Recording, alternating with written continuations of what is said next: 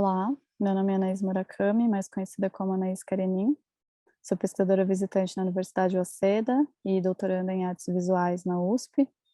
Hoje eu vou compartilhar com vocês o som do invisível, arte sonora e poesia como meios de comunicação mais que humana. A ideia dessa apresentação é trazer um pouco da minha pesquisa metodológica do doutorado, em especial a minha relação com a linguagem sonora, poética e também literária, que eu uso como formas de comunicação sensível, principalmente para tentar trazer uma linguagem vegetal, com a qual eu me filio, e tentar através disso criar uma análise crítica ambiental que ela também seja sensível, poética, alinhada com os processos de criação visual. Então, parte da minha pesquisa é baseada em prática e em teoria, e essa obra, Visual Latency, ela expressa um pouco de uma técnica que eu desenvolvi de processo de extração dos pigmentos das plantas até que elas fiquem completamente transparentes. É uma técnica que aparece em diversas obras, explorando alguns diferentes resultados e possibilidades, conceituais de abordar essa técnica. E nessa obra, eu extraí o pigmento de 3 plantas, localizadas na região próxima do espaço expositivo, e transformei elas nessa instalação em que as plantas ficam suspensas nos vidros. E a partir, dos pigmentos extraídos, eu tenho a possibilidade de criar alguns diferentes resultados, e nessa obra eu fiz a identificação, das cores desses pigmentos, identificando o código de cor e alinhando isso também com algumas outras codificações, científicas sobre as substâncias de cada uma das 3 plantas, resultando nesses diagramas que são diagramas que expressam a partitura musical que eu consigo extrair dessa planta, em parceria com o artista sonoro. E a gente faz uma conversão, então, dessa sequência em uma sequência de notas. Então eu tenho aí 3 sons que expressam essas 3 plantas, que eu gravei num vinil, também transparente, alinhado com a transparência das plantas. Esse é um diagrama que expressa um pouco, a técnica e a teoria que a gente criou para essas conversões. E aí, esse disco fica tocando no espaço expositivo, através das 4 caixas de som, 4 falantes, 3 deles representando cada uma das plantas, e um quarto falante que é a conversão da palavra coexistência. Então, eu trago nessa obra essa percepção do espírito das plantas, que ressoa, então, através dessa sonoridade e tenta atravessar o campo do público a partir de uma dimensão do invisível, de uma possibilidade que o som oferece, de uma travessia sensível, da existência dessas plantas que cresciam ao redor do espaço positivo, embora, imperceptíveis ao cotidiano das pessoas. Então, trago um pouco dessa minha percepção de como eu me relaciono com as plantas, desde os meus 14 anos, através de um processo de recuperação de conhecimentos tradicionais populares também dos meus ancestrais. E, bom, nessa segunda obra eu trago uma metodologia muito próxima, no entanto com um resultado e um assunto diferente, que é a obra de Comapé. Aqui eu também tenho esse processo de extração dos pigmentos da planta e conversão em som, mas é uma obra que fala da relação com o rio Tone, que é um rio que, nutre grande parte da cidade de Tóquio, e é um rio que foi convertido, o fluxo dele foi completamente convertido, durante o processo de modernização da cidade e completamente modificado. Então, a partir da investigação desses processos de mudança, eu cheguei no fato de que Tone, o nome do rio, tem uma derivação que pode ser, que é interpretada como sendo Ainu, que é uma etnia indígena japonesa, e identifiquei essa palavra que é Urikomapé, que significa um rio que sobe as montanhas, que identifica uma relação completamente contrária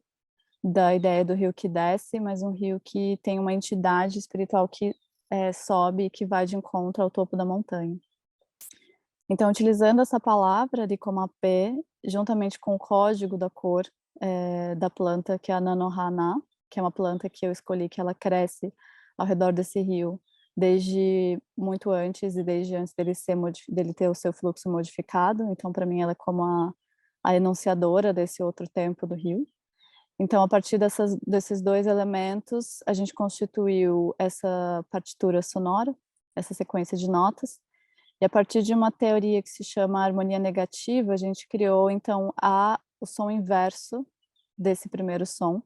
que representa esse rio que sobe e esse rio que desce, esse fluxo anterior e o fluxo modificado posteriormente. Então, essas são as duas partituras sonoras construídas a partir dessas inversões, e também existe uma inversão aqui das cores, porque o código do verde extraído, ele também foi invertido,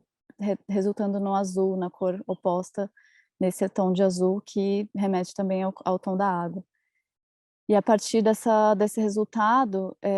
esse som foi gravado numa fita cassete,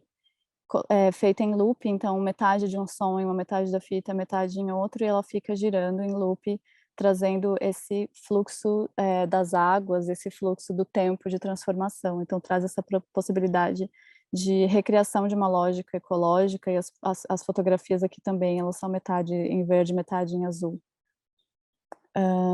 Então a possibilidade que eu tento buscar é essa pergunta que me move: como expressar, né, uma comunicação sensível com os seres que constituem isso que chamamos de natureza.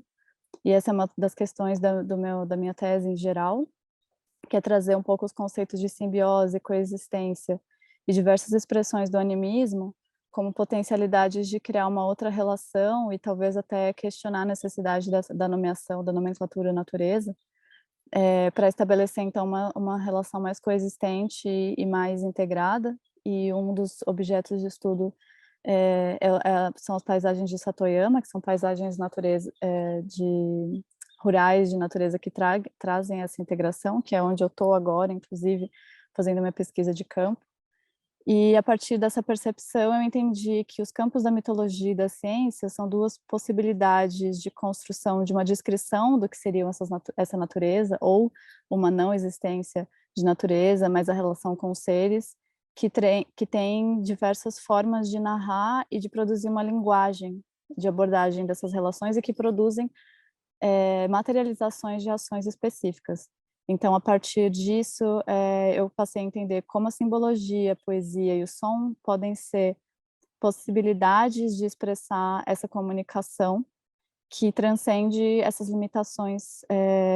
de nomenclatura, e que transcendem uma possibilidade de criar outras linguagens, mas também essas outras linguagens representando outros tipos de relação e integração.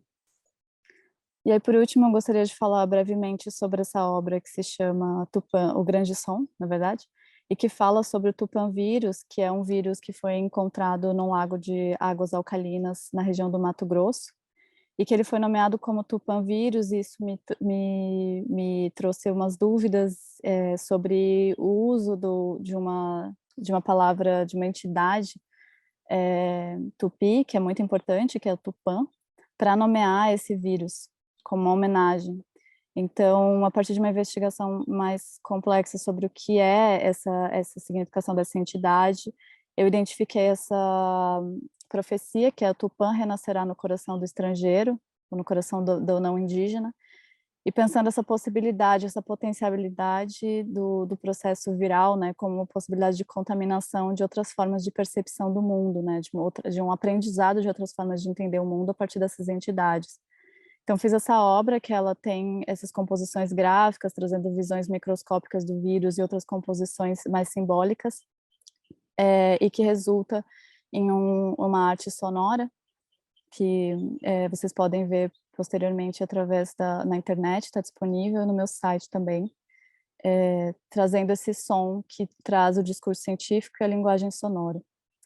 Então, é mais ou menos isso que eu gostaria de compartilhar. É uma discussão mais longa, mas essas aqui são algumas das minhas referências, e espero que a gente possa trocar mais, porque é um assunto que tem muito a dar o que falar e a investigar em conjunto e trocar pensando na linguagem e na comunicação poética como potência.